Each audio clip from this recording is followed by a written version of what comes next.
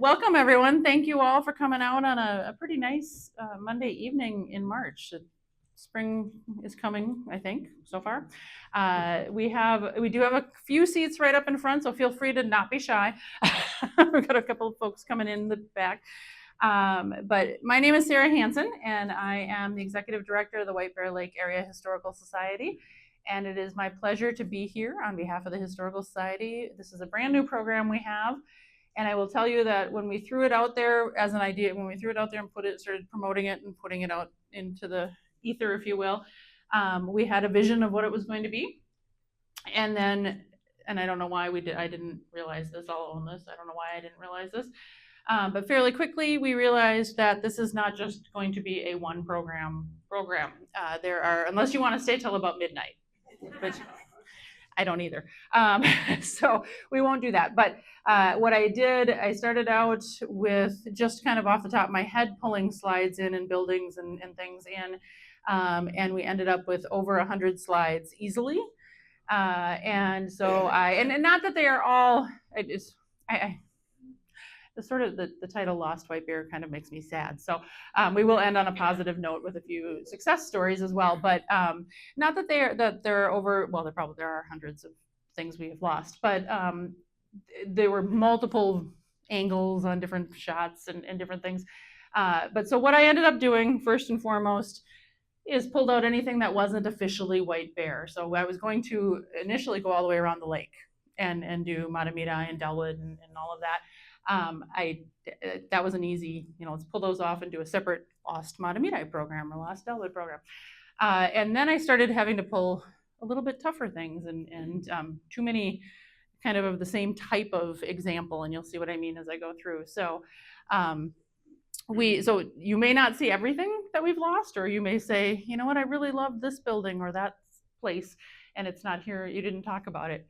We'll be back. I promise. And if you have things you want to nominate in that regard, let us know. So anyway, we'll go ahead and get going. I just want to say thank you to Dan Jones, our creative director, hiding in the back, who is, among many things, responsible for the recordings that we do of these programs, as well as the pretty PowerPoint. Any of the pictures that might not look so great, I probably made those slides. And he'll know instantly, but that's okay, because sometimes I change my mind long after his due date. So that's all right. So, there's one here. There's a spare over there and one singles, but or feel free to pull up some of the benches in the back, if that makes any sense. There's usually some chairs or chairs out and around. We'll go ahead and get everybody snug and cozy. So I'm glad. I love a good turnout. I wish we had a bigger room, always, but that's what it is. Anyway, we'll go ahead and do a couple quick acknowledgments. Ramsey County Library System, of course, is our hosts here tonight, and these programs are put on by the library through their funds that they receive from the Clean Water, Land, and Legacy Amendments. So we are happy to be able to bring this to you because of that. And then, of course, without the support of our members, we would not be able to do a lot of the things we do. So this is one of them. So, and I'll give Janine a quick plug. Janine is one of our board members in the other corner back there. And if you are not a member of the Historical Society, don't let her know that before you leave. She will tackle you. So anyway, all right. So fittingly, we are starting our journey tonight at the public library, the Carnegie Library, which actually sat right where we're all sitting, strangely. And was constructed in 1914. It's fun to see these pictures blown up big. This is one of my favorite pictures of the library, the original library, but it's fun to see it when it's really big, because you can see at this point, I'm not sure when this photo was taken, probably 1920 or so, 1930 maybe, but the building was doing double duty at that point already. There's a little sign that says Office of the Village Clerk. So 1920 or before. The village clerk actually was in the basement of the library building initially. So, but we were lucky enough to have a library that early as 1914. This is what Dan and I have been affectionately referring to as the poster child for historic preservation fails in town. Folks come to me all the time and say, how could we let our Carnegie Library be torn down? Well, I think that hindsight, of course, is very important. And we realize what we've lost once it's gone often. But it was not a big building. If you can imagine, it wasn't a whole lot bigger than the room we're in, or a little bit. It was a little bit bigger, but not dramatically bigger. And so it was an interesting thing during a very significant period of change in our community. What year did it get torn down? 1973, 74. So you'll see, it was so the Carnegie. For those who may not know, just quickly, the Carnegie libraries were something that Andrew Carnegie felt very strongly about. He actually provided grants all over the world, primarily in the United States, but all over the world. And his grant program was active from 1883 to 1929, and there were a total of 2,509 Carnegie libraries built, if you can imagine, around the world. The 65 of them in Minnesota alone, and as of the last count I had, there were 48 of them still standing. So actually, not bad for Minnesota. The deal was that he would provide a certain amount based on your population generally. So for White Bear Lake or for the village of White Bear, it was $5,000. As long as the village would put up the land, they had to provide the land. They needed some sort of investment in the project. They had to provide the land, and they had to commit to maintaining the building and staffing it and all of that. We had a library organization from 1889 on, but it rented different rooms and different buildings all around town and made their way around. So not its own home. What was the building next to the library in the first slide? That way? Yeah. A house. So it would have been right down here, and actually a house right behind us too, or where the library is now, that way as well. Yeah, it was very much residential all around here for sure at that point. So you can see here, this is the same building, much later. This is 1960s, 1963, so getting toward the end of its lifespan, if you will. The village clerk is no longer in the basement because they need the basement for books. They actually had part of their children's library over in the fire station, which you'll hear about in a little bit, but the Domino's Pizza building, which was the fire station, City Hall space as well.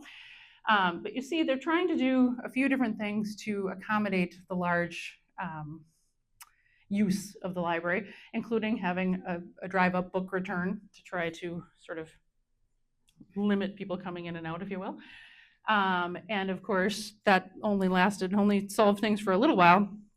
By the fall of 1960, the circulation of books and magazines reached a record high of 8,000 pieces per year, which doesn't necessarily sound all that crazy.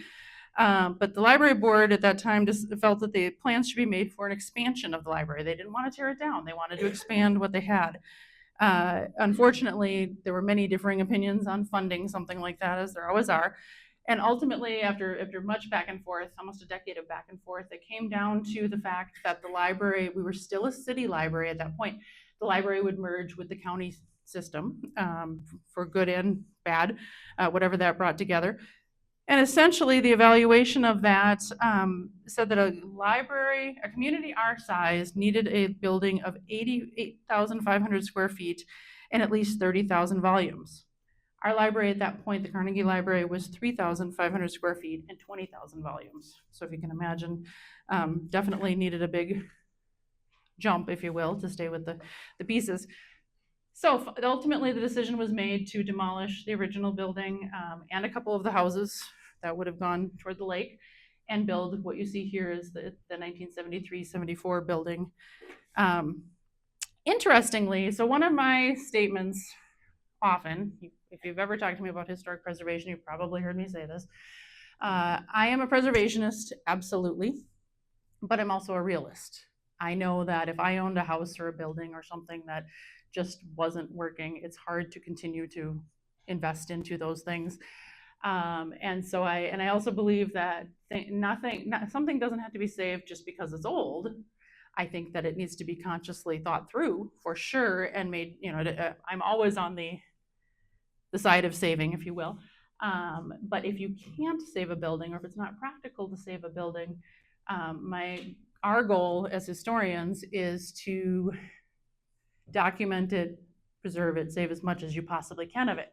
So as we go throughout here, you're going to see a few things. This one was kind of fun.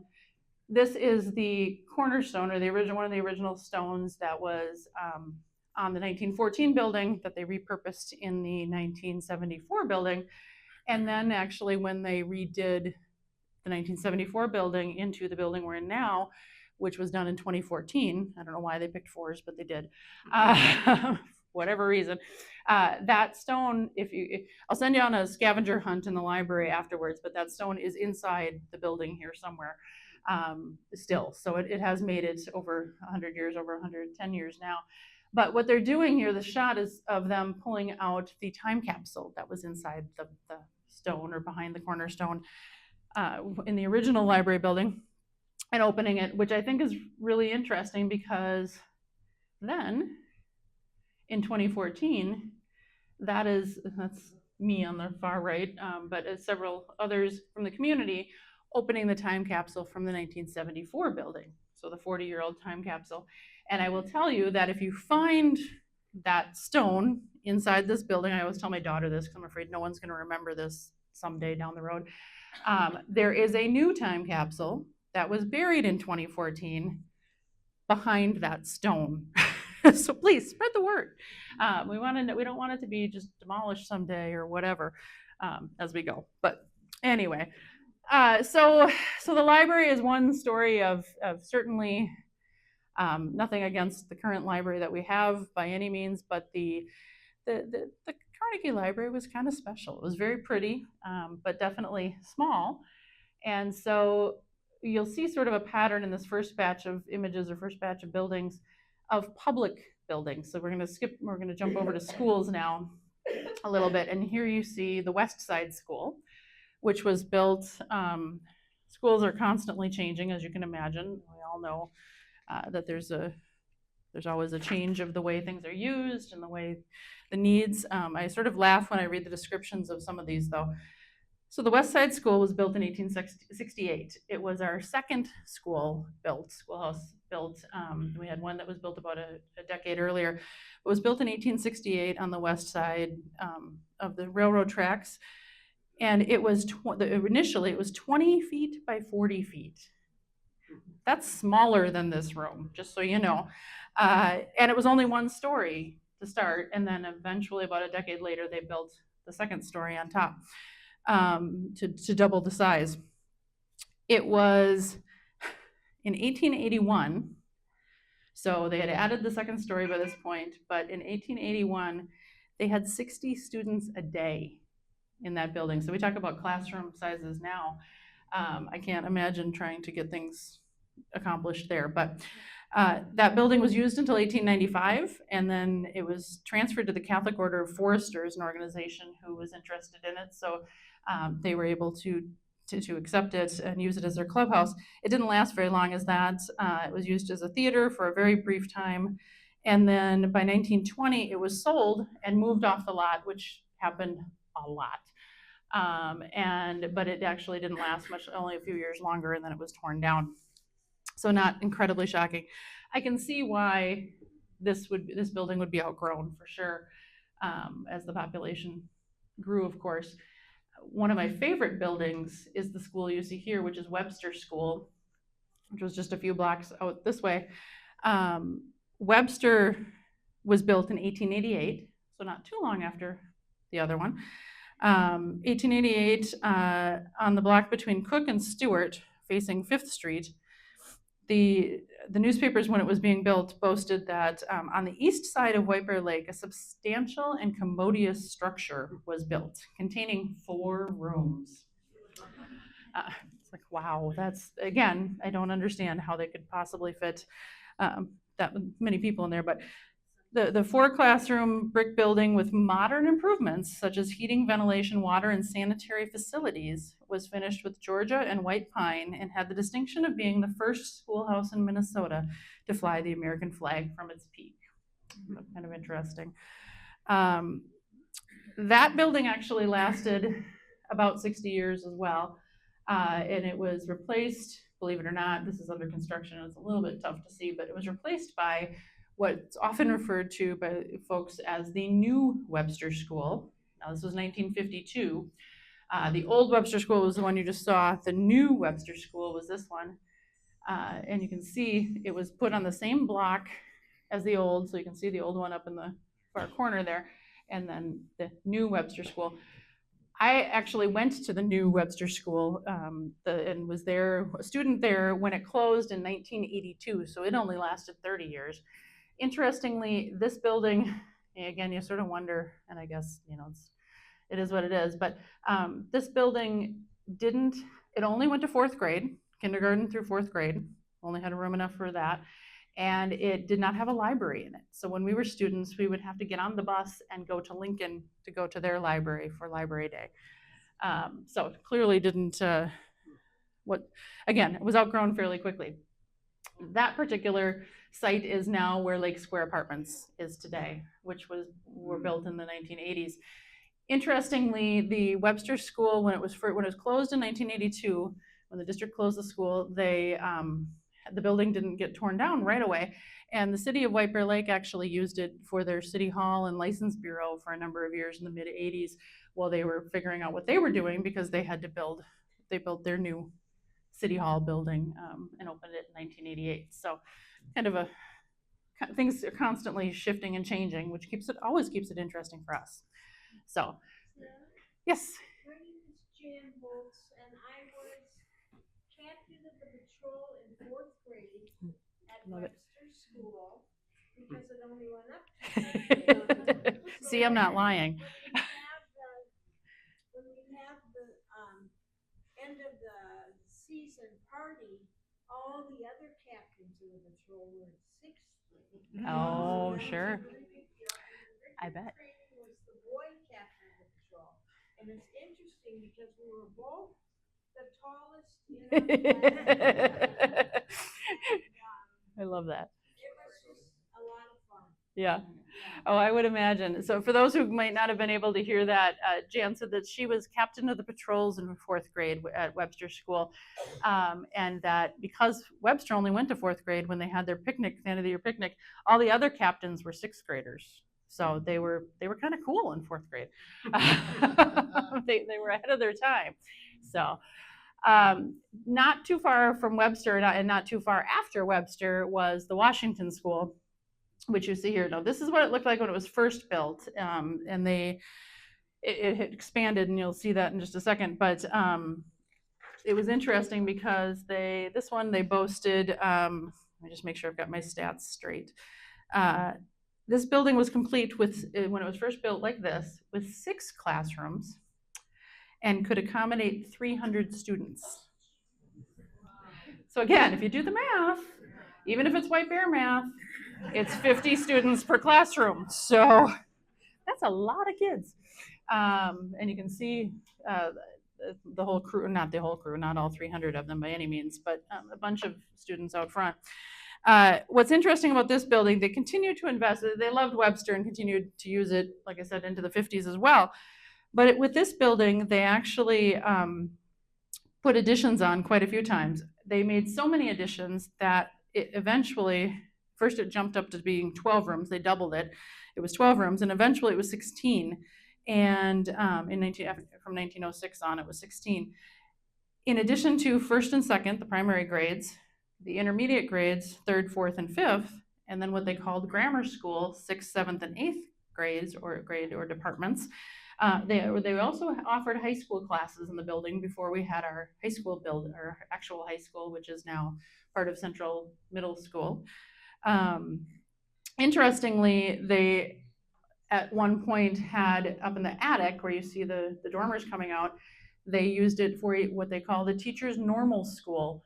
And that is what they call the teacher training school, teacher training college, if you will. And before it was torn down, it was the site of some of the very first classes for Lakewood Community College, what would become Century College. So it's kind of fun to think of all of the educating that went on in that space.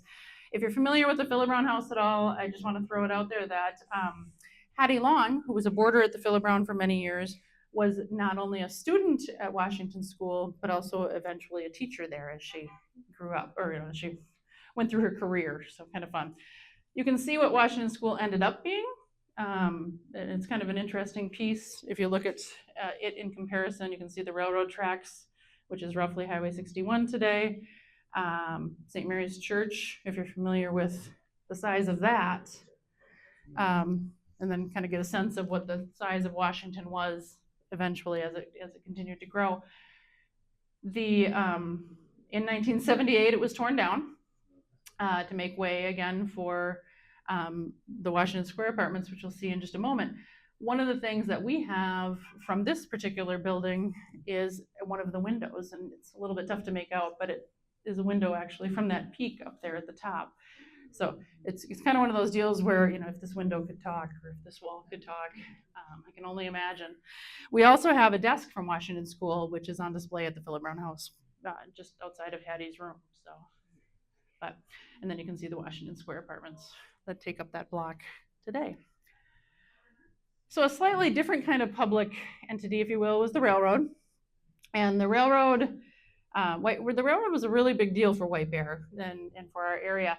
Interestingly, if you, I don't always think of us, it's been a tough thing for me to think of White Bear as a railroad town. It just doesn't quite think of resorts. I think of lots of other things. But most of those things wouldn't have happened if the railroad hadn't been here. So it's kind of an interesting piece. You can see, it's a little bit swaying there, but you can see that this platform, this covered platform, is fairly decently large. And it was part of our original depot, which was built in 1868. And you can see it sticking out here. And then, of course, probably just as long not covered there. And then the original depot is actually back on the end there. You can't even really tell it's there. But and then, of course, all of the sidings and the tracks and all of the things that come with the railroad.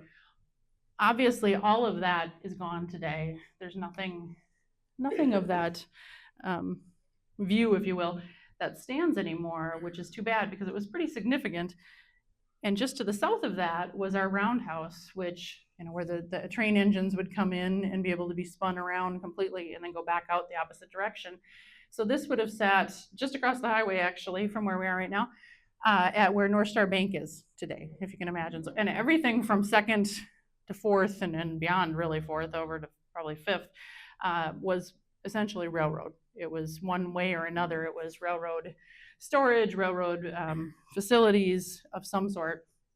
And so it wasn't until the 1930s when the automobile was really taking charge and getting very popular that the original depot, you can see the 1868 depot there, the original depot was being torn down. This is August of 1935. And the idea is that the highway is finally, if you will, going through essentially the downtown area. This is the depot that still stands at 4th and 61 today. It's brand new in this picture. What I find fascinating about this, and I love to tell people, is that this building is faced with the bricks from the roundhouse. So they actually recycled the roundhouse bricks. So there are little pieces of the past sprinkled in all over the place. Another thing that's sort of fascinating, well, I also kind of, again, love is probably the wrong word, but I'm intrigued by the fact that when you're driving on the highway, you are essentially driving where the original depot sat. It's not, it's gone, but it's, I don't know, it just has sort of an interesting feel to it. And then the bricks, it's a little bit tough to see. This is an aerial shot or an aerial shot from a drone that was done a couple of years ago. But these bricks that you see all along here, the pavers, are actually the same ones that had been put in 1935 to make that space. Now, many of them were not in good shape, as you can imagine. They're almost 100 years old. And so it was just in the past year that the city went through and salvaged as many of them as they could and made little sort of, I think they're diamond shapes or little squares, and then putting concrete on a lot of it, but tried to save as much as they could. So we're glad that there's at least some of those still around. This is the Bald Eagle Depot, which sat just up the highway where the train tracks cross. So right before you go across the Sioux line, if you're headed north on Highway 61 and you look to the left, you'll see a sign that says Bald Eagle Junction. This is where you literally can see the train tracks crossing. This is where that would have sat.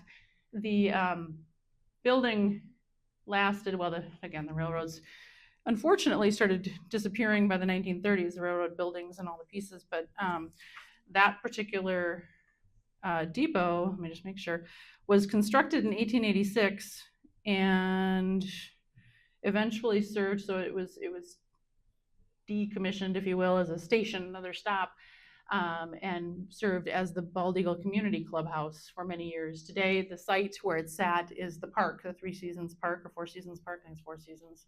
I always get that in the restaurant. Mahtomedi, I have to stop and think them through. Confused, but anyway, so what I think is fascinating about this is if you look, I mean, just the detail on the building itself. The railroads really invested heavily in their properties. And so just having the different siding and the different colors and things, I wish some of these pictures were in color. But the fact that there was a big station at Bald Eagle, there was a big station at 4th Street, there was actually a small station in between at 10th Street, so right across from like where the Performing Arts Center is today and the White Bear Center for the Arts, roughly in that vicinity. So they'd make a stop there. I can't imagine that the train was very fast, frankly, if they were, unless you're on an express train. There was another station down by the VFW called the Lakeshore Station, which you can see here. This is the pavilion was where the VFW is, or where the fishing pier and all that. We'll talk about that in a second. But the Lakeshore Station sat right there. So I mean, we had beautiful buildings. I mean, you can see some of the detail even just from the edge on this one, all around and up and down, in the vicinity. And it's kind of amazing that they're all gone. Did the Bald Eagle Station serve passengers, and was there vacationing on Bald Eagle Lake? Yes and yes.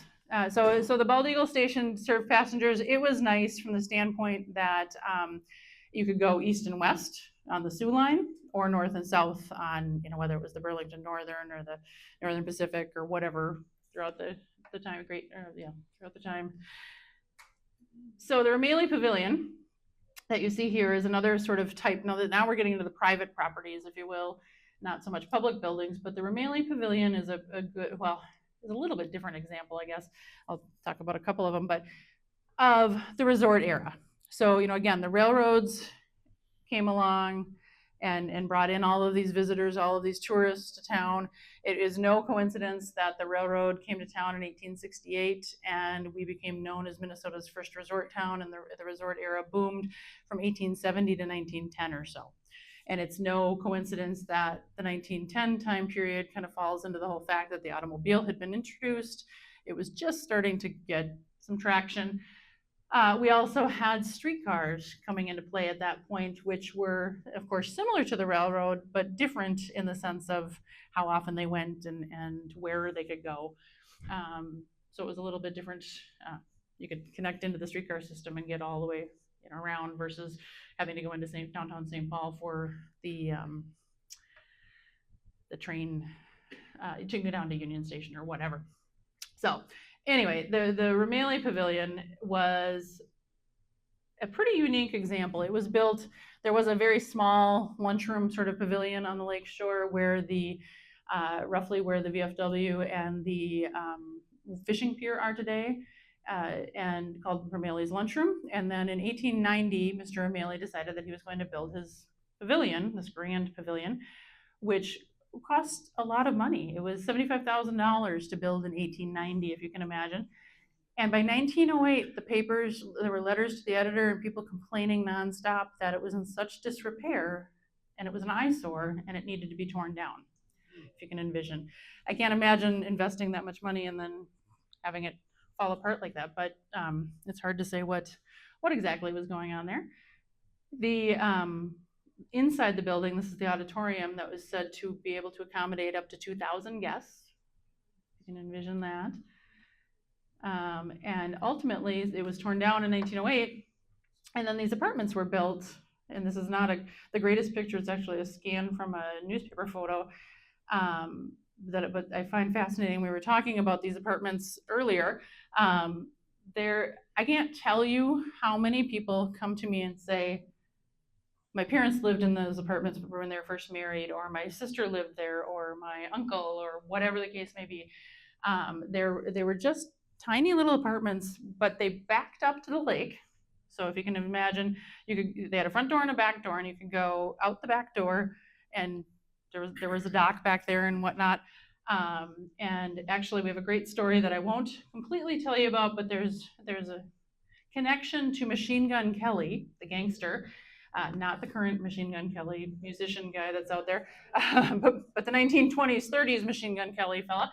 And you have to take our gangster tour to hear it from Dan. But there's a great story about these particular apartments. They were referred to as the flats for obvious reasons, both the British sort of terminology and the fact that they're fairly flat.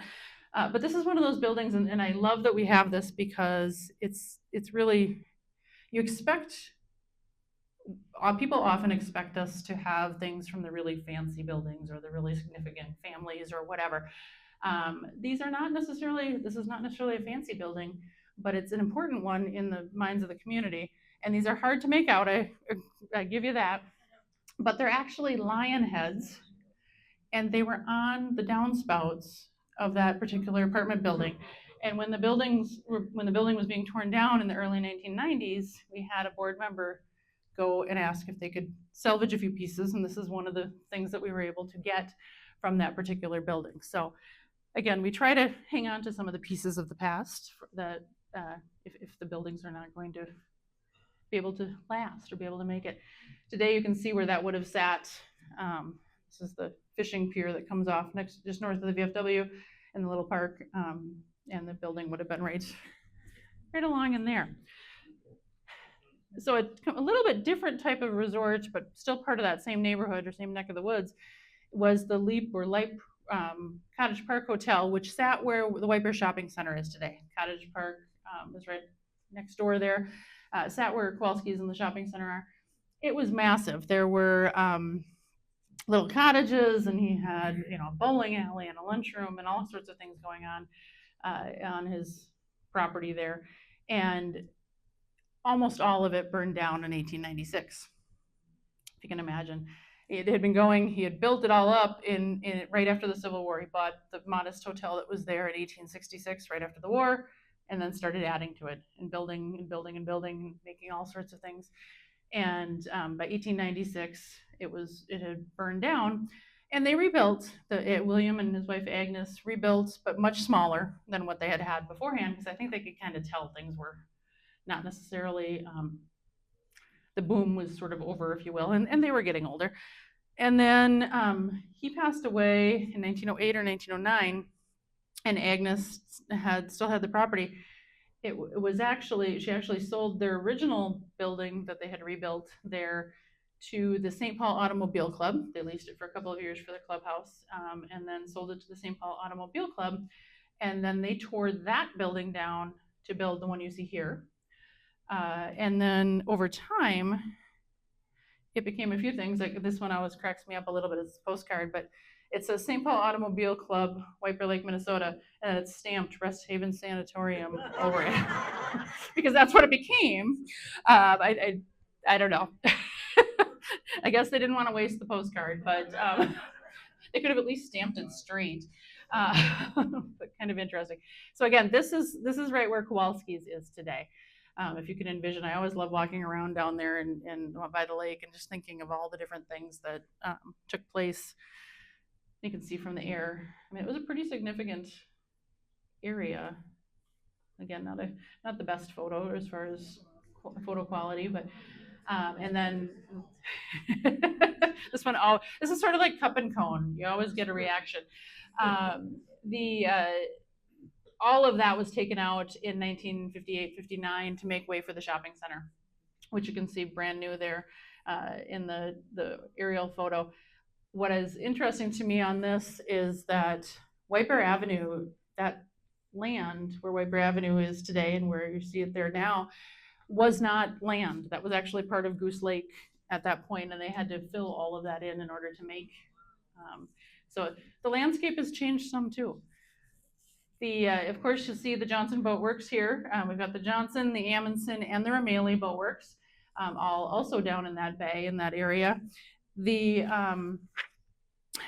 Johnson Boat Works was the longest surviving for sure. The Amundsen lasted, Amundsen was, John O. Johnson came to White Bear Lake to work for Gus Amundsen, who was here first, but then within just a couple of years split off and were working essentially side by side down in that bay. And then we have Ramaley, which you can barely see the name on the building. I guess it's up on the top on the left there too. But all three of these were right in the same bay, same area down by the shopping center. The Ramaley building is interesting because it was the original building. I think Ramaley figured out pretty quickly. He moved the boatworks operations to Minnetonka, and the building that they had, three major boat builders in the same vicinity, was probably a little too much.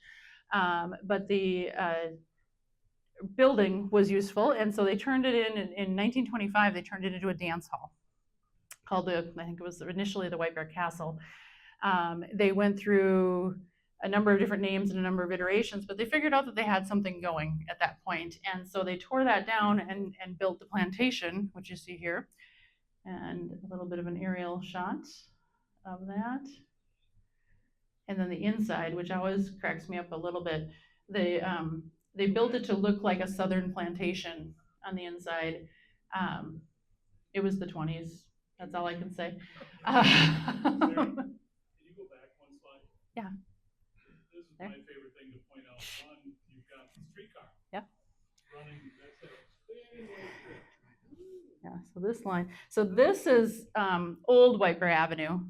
That's in Cottage Park now. White Bear Avenue itself that we know today would be over here. But yeah, do you want me to talk about the lake, I'm assuming? Yep. Okay, so the thin line is the streetcar track that ran parallel to the street. This, which is a little bit tough to make out, at least up close, is Goose Lake. And this is 1932. You can't really entirely tell, but it is completely dry in that photo. We have a number of others that show it from that same aerial photo shoot, and it is completely dry. So.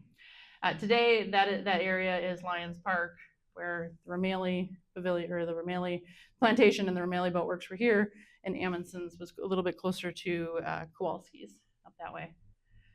And even with cutting slides, I can already tell you I'm going to run long. I will try to go as quickly as we can, but we will definitely have a part 2. So here you can see this is the original St. Mary's Church, another example of something that was outgrown, quasi-public, if you will. What's fun about this one is in the background. So this sat on Bald Eagle Avenue, right where Birch Lake Avenue comes up and hits Bald Eagle Avenue, if you're familiar with that. So if you're familiar at all with Frassati Catholic Academy or the old St. Mary's School, the extension that they put on where the preschool is today continues on down over this land, if you will. So that's where the church was. This, behind it, off in the distance, is the old roundhouse we just talked about, where North Star Bank is. So it's an interesting. St. Mary's Church, the cafeteria is roughly where it's at. Yes, yeah, yep, exactly. And then so you can see, it'll come back. Okay, and then of course they moved down the way to the what we refer to as the current St. Mary's Church. It did not have the 1980s addition or the rectory that was added in the 50s. Initially, but they used that original church, that small church, until 1926, when they marched down the street and started using the new church. So interestingly, at the very same time, St. John in the Wilderness was basically doing the same thing. And I think of St. John in the Wilderness, and I understand that these churches would not have possibly survived the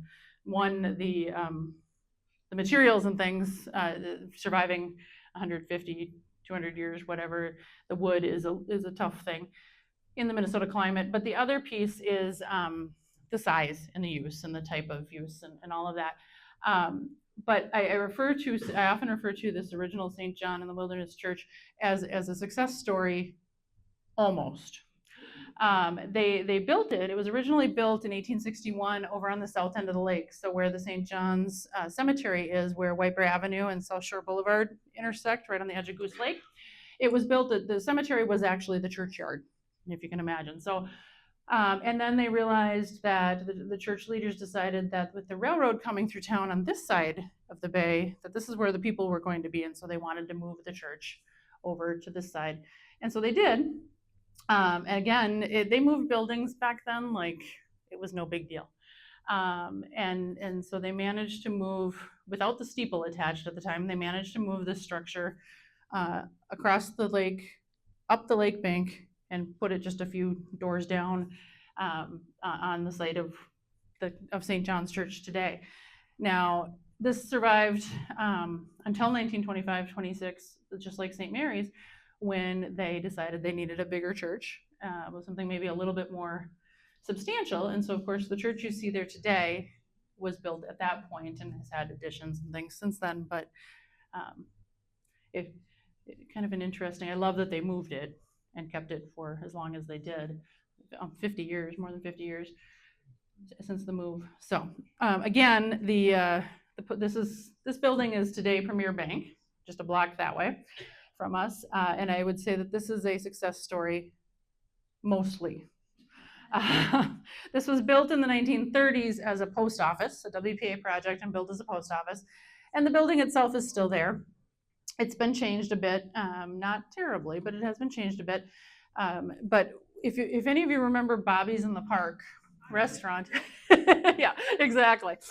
Many fond memories of Bobby's in the Park. I used to love that place when I was a kid because they, the vault from the post office, I believe at one point was the coat room or something, and there were just all different sort of pieces of that original post office that were still in there.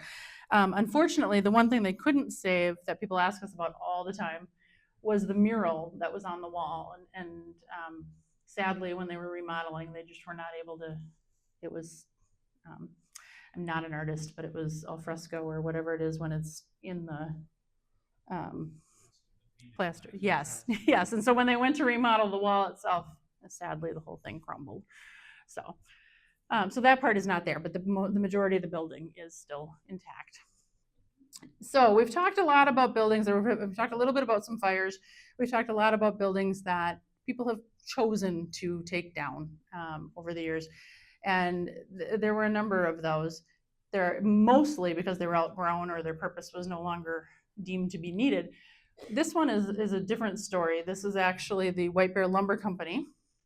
And this is one, I know we have a few retired firefighters in the crowd tonight, and I think they remember this particular fire.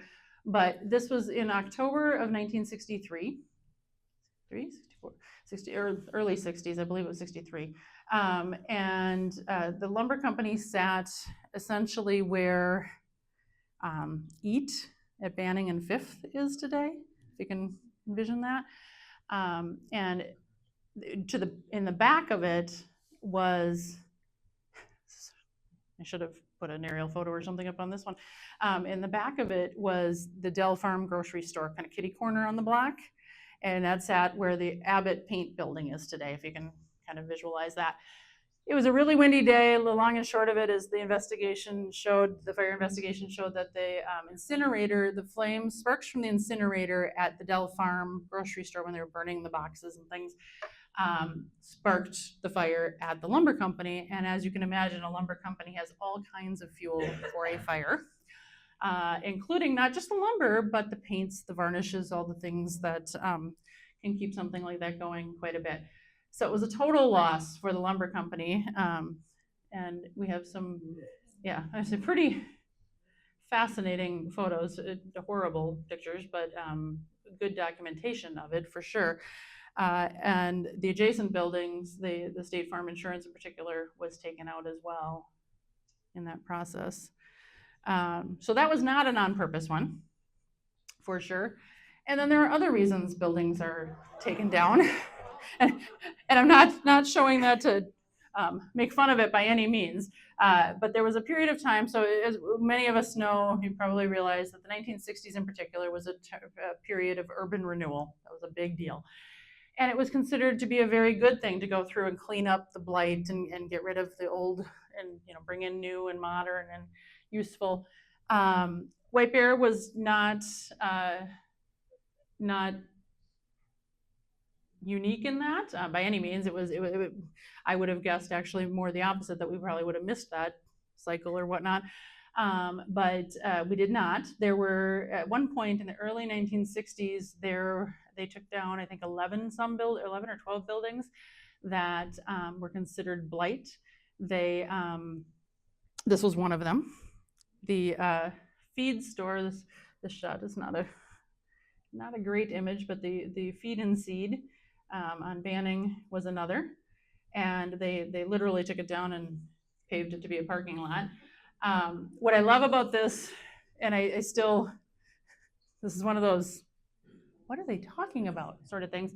But this is the early 1960s, and they promoted in the newspaper they had a huge to-do about this parking lot. It was a big deal. So this is 3rd Street and 4th Street and Banning.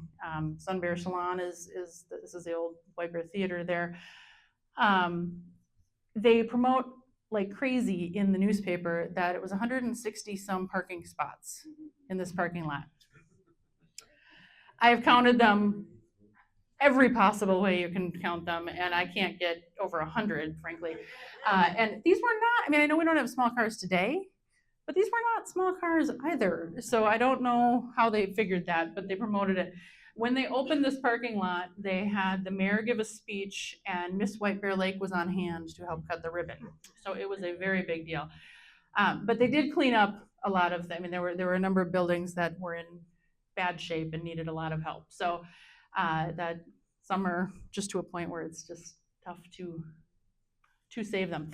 What I do love, though, this is kind of a strange picture, but if you go back in this parking lot now, that building is actually still there with a lot of gingerbread and different things on top of it. Most of these buildings are still there that still stand around them, but kind of an interesting, some of these little ones that you don't always think would have survived or would have made it through.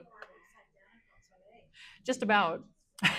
Yeah, not too far off. And most of the buildings, what I think is interesting is if you go down Washington Avenue today versus going down Washington Avenue 15 years ago, it's reverting back to what it was 100 years ago in the sense of the buildings. So the brick house has taken and power washed and gotten all the paint off of the brick and put it back to that red brick that it was initially.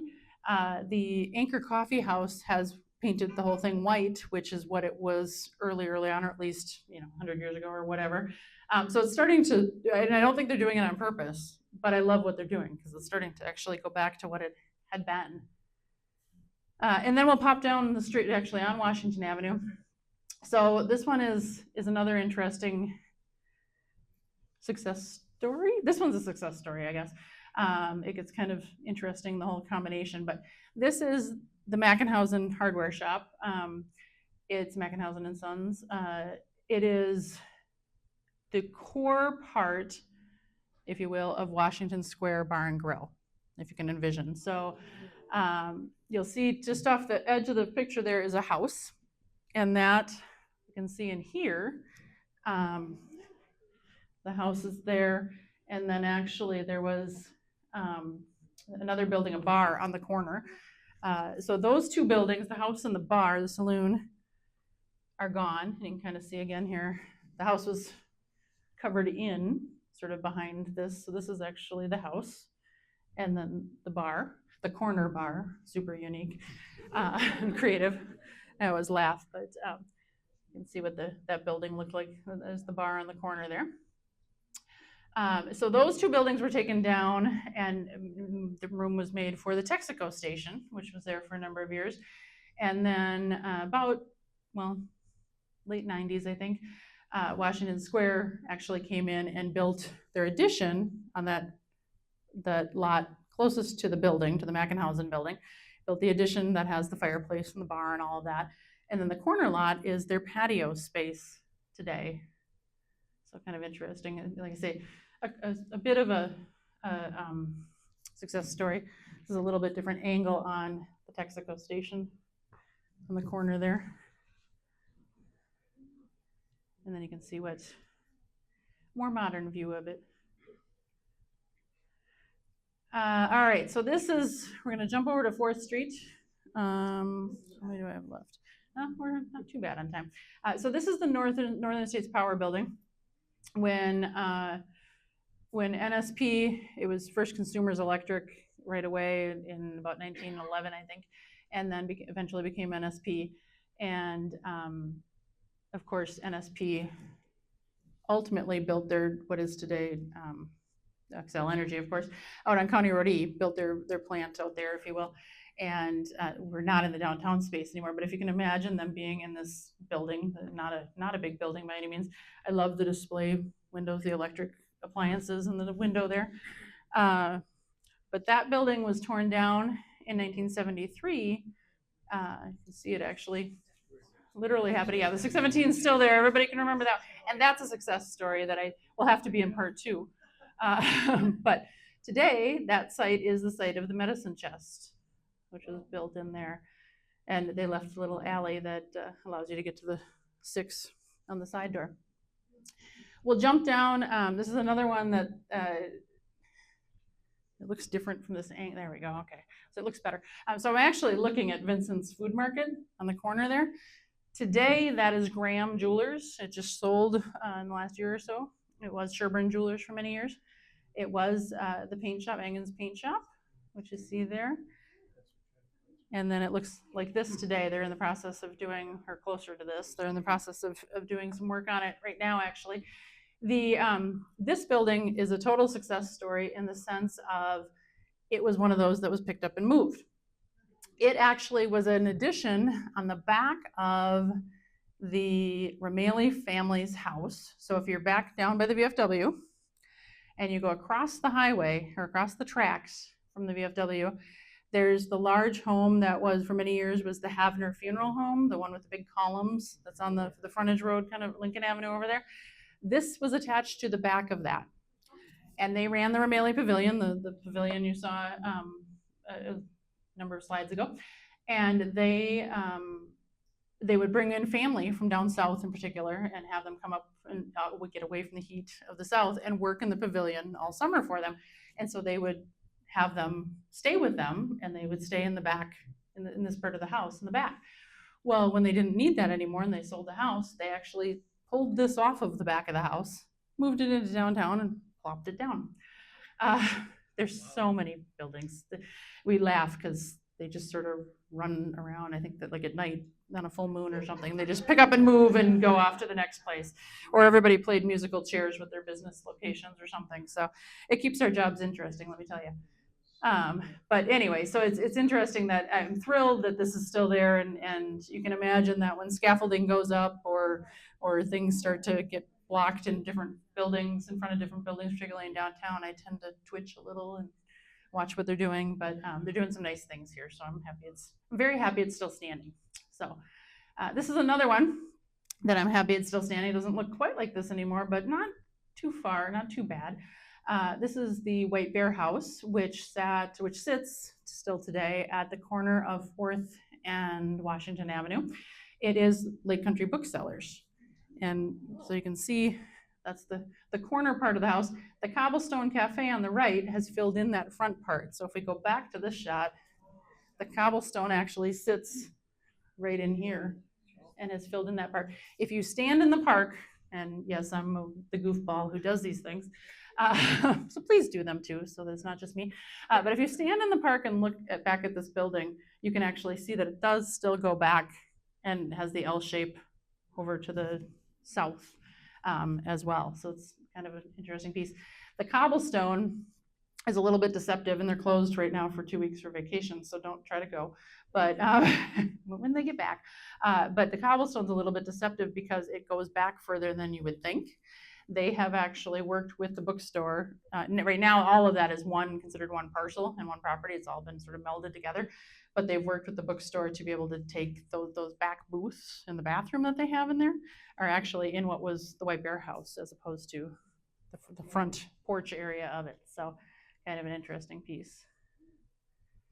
So, and then directly across the highway, I am getting very close on my time. So directly across, or not across the highway, directly across the street is the Domino's Pizza building today, which was built in 1930 as the fire station, the city hall, and the police department, if you can imagine, all in that building. And as I mentioned at the beginning, also had some of the library services in it as the library outgrew this, or the building, the original building that was here. Next to it is this building, which still stands as well, and has had different businesses in it over the years. That was originally built as the jail, if you can imagine. Sadly, to my knowledge, there's nothing inside that shows that anymore, but kind of interesting. With the fire station, you can see these little, and of course the trucks fit very nicely in the little garage doors. Obviously, none of the trucks, including probably the fire chief's squad car, would fit through those garage doors now. But what I find fascinating is that these little bumpers are still there. So you see them in 1930 or shortly thereafter, and you can see them. They're a little tough in this shop, but they are still there as Domino's. So kind of fun. Kids get a kick out of that. they can especially, they're usually familiar with the library, and then they're familiar with pizza, and they like fire trucks. So it tends to work.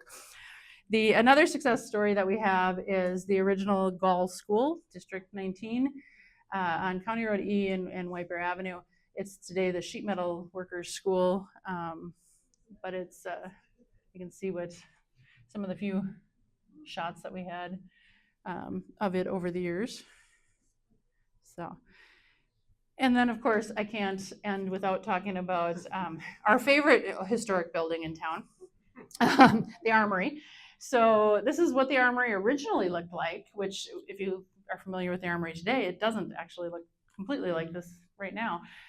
So the Armory construction was started in 1922 and finished in February of 1923 for the Armory building. And it was a young apprentice architect named Philip Bettenberg who did the design. He was an apprentice for the National Guard. Interestingly, he was also a member of our unit of the National Guard, which is kind of, I don't know, kind of fascinated me because that wasn't really part of the deal. But he went on to be the architect for the Minnesota National Guard and designed armories all across the state, including if you've ever been to the Minneapolis Armory for a concert or that sort of thing, that's one of his designs in later years.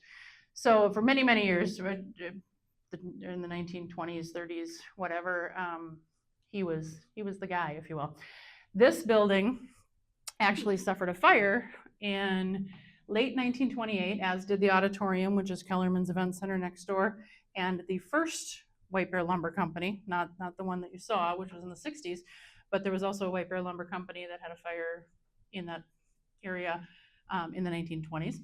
And so it was redesigned by Bettenberg, same architect, and got the castellated parapets that you see up in the corner there, and there's another one on the other side.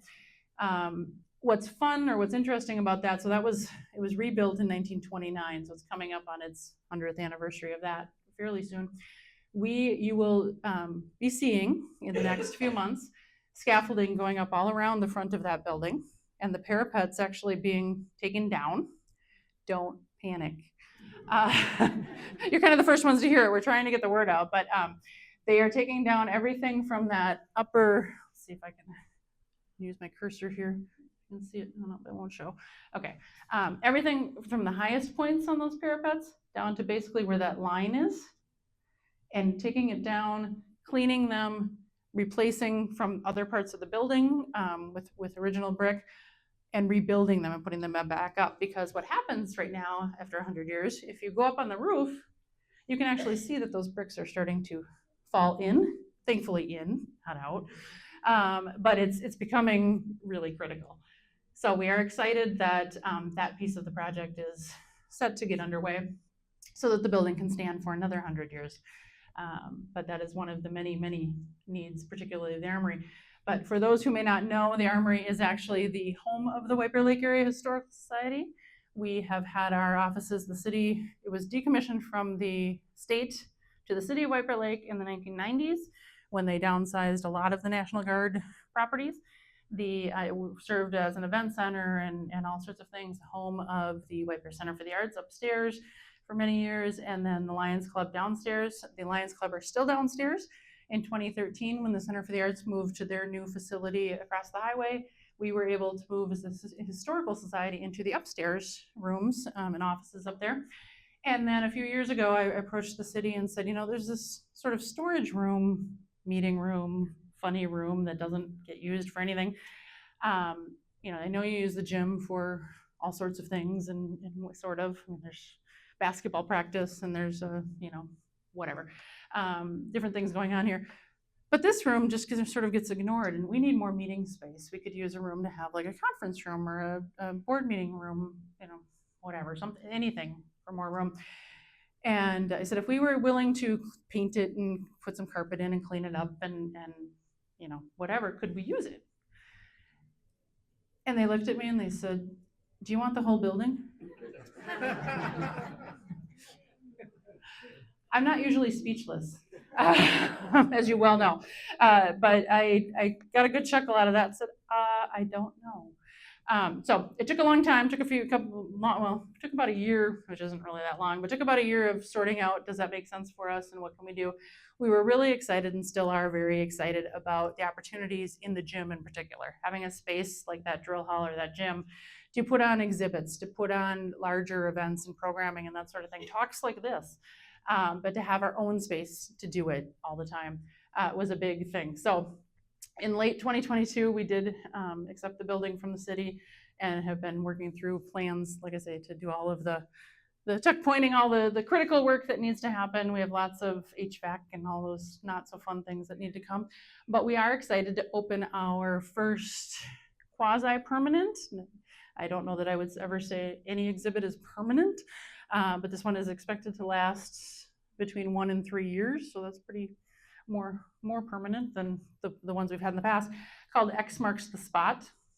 And that is an exhibit that highlights 10 spots around the lake where history happened, if you will.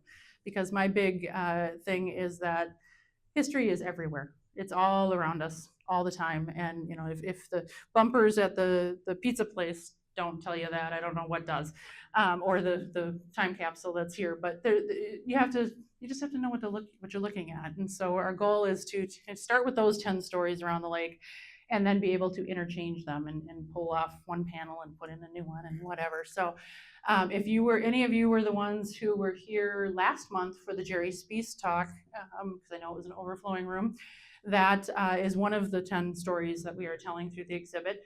And you'll have to come check it out to find out the other 9. So with that, I'm going to stop because we are a few minutes after 7, but feel free to hang around and ask questions or whatever. I'm happy to entertain them, and thank you all for showing up tonight.